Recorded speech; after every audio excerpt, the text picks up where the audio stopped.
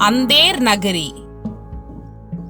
एक बार महन जी अपने दोनों चेले नारायण दास और गोवर्धन दास के साथ जा रहे थे।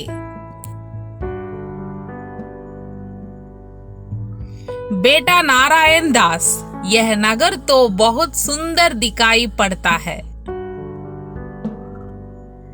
देख, कुछ भिक्षा मिले तो भगवान को भोग लगे। गुरुजी महाराज, नगर तो बड़ा सुंदर है, लेकिन भिक्षा भी सुंदर मिले तो बड़ा आनंद हो।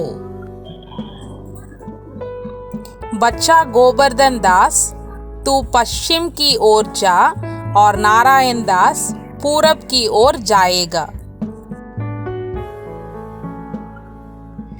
दोनों ही चेले गुरु की आज्ञा मानकर अपने अपने दिशा की ओर चल पड़ते हैं। क्यों बाजी क्या भाव दी? बाबा जी ठक्के शेर है। सब बाजी ठक्के शेर है। वाह वाह, बड़ा आनंद है। यहाँ सभी चीजें ठक्के शेर। क्यों भाई हलवाई, मिठाई क्या भाव? ठक्के शेर। वाह वाह, बड़ा आनंद है। सब ठक्के शेर। क्यों बच्चा, इस नगरी का नाम क्या है? अंधेर नगरी। और राजा का नाम क्या है? अनबुझ राजा। वाह वाह, अंधेर नगरी, अनबुझ राजा। टके शेर बाजी, टके शेर खाजा।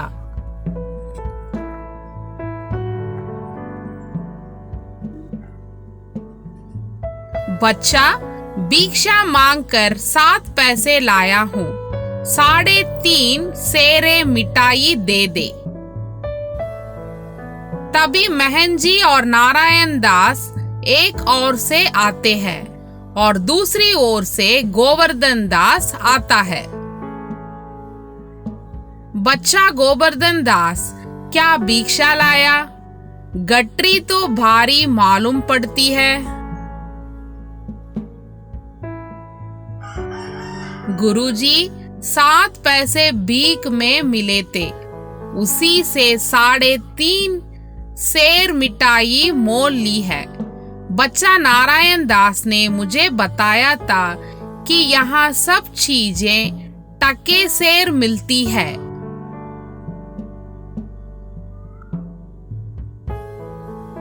तो मैंने इसकी बात का विश्वास नहीं किया।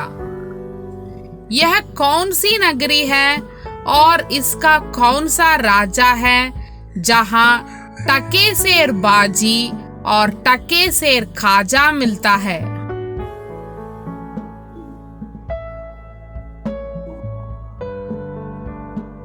अंधेर नगरी, अनबुझ राजा, टके शेर बाजी, टके शेर खाजा। तो बच्चा, ऐसी नगरी में रहना उचित नहीं है जहाँ टके शेर बाजी और टके शेर खाजा बिकता है।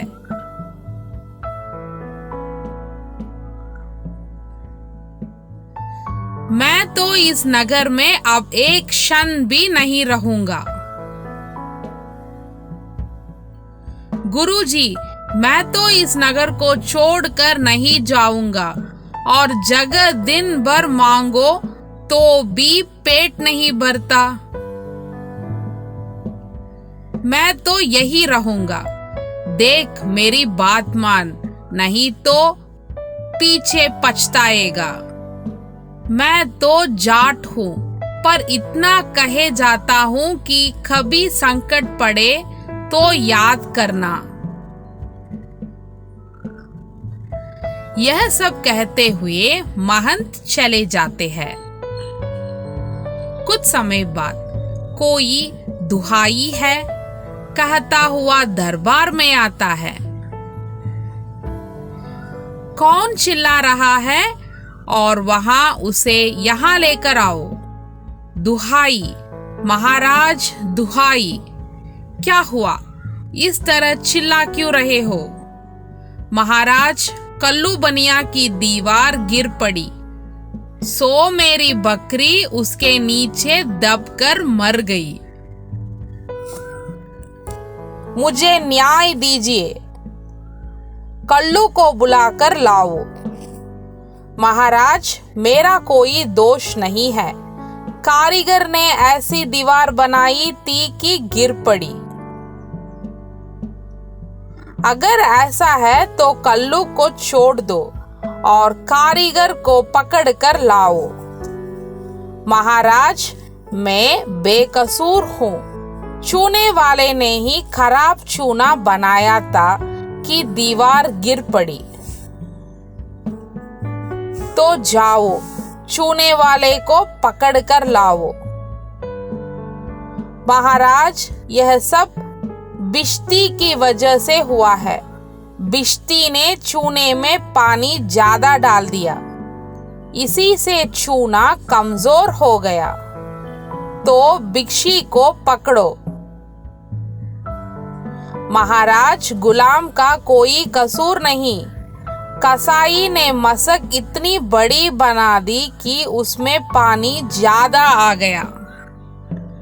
तो जाओ, कसाई को ले आओ। महाराज, गडेरिया ने टकेर की ऐसी बड़ी बेड़ मेरे हाथ भेजी कि मशक बड़ी बन गई। क्या रे गडरिया, तूने ऐसी बड़ी बेड़ क्यों बेची? महाराज, उधर से कोतवाल की सवारी आई, उसकी बीड़ के कारण मुझे छोटी बड़ी बेड़ का ख्याल ही नहीं किया। मेरा कोई कसूर नहीं। तुम जाओ और कोतवाल को भेजो। महाराज, मेरा कोई कसूर नहीं, मेरा कोई कसूर नहीं। ले जाओ इसे और अभी फांसी पर चढ़ा दो।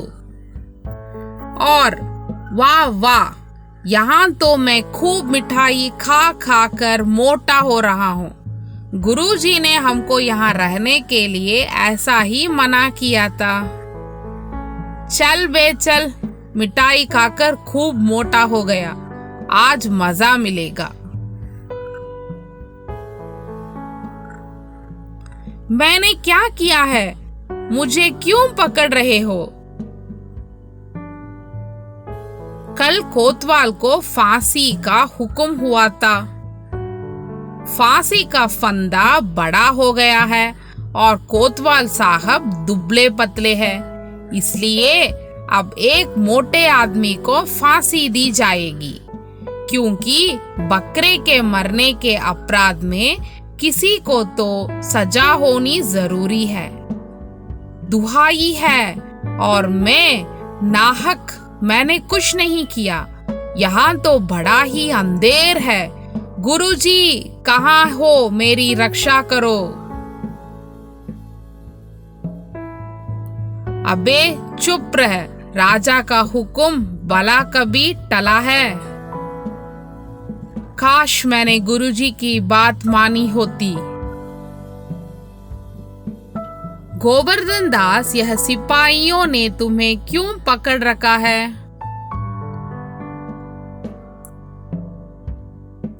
मुझे इससे बचाइए गुरुजी, मैंने कुछ नहीं किया। ठीक है, अब मैं तुम्हें जैसा कहता हूँ वैसा करो। सुनो सिपाही, मुझे अपने शिष्य को अंतिम उपदेश देने हैं।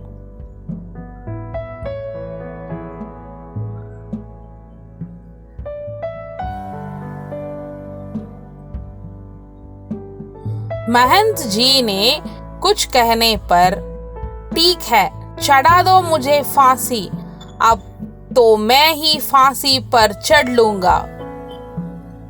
नहीं नहीं, हम बूढ़े हैं, पहले हमें फांसी होनी चाहिए।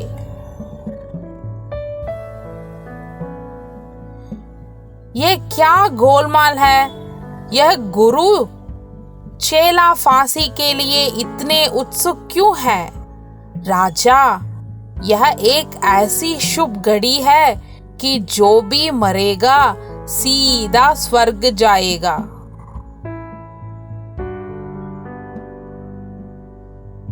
तो फिर राजा जी, हमें फांसी दे दीजिए। चुप रहो सब, राजा के जीते जी और कोई कैसा स्वर्ग जा सकता है? फांसी मुझे दी जाएगी। और राजा को फांसी पर लटका दिया जाता है।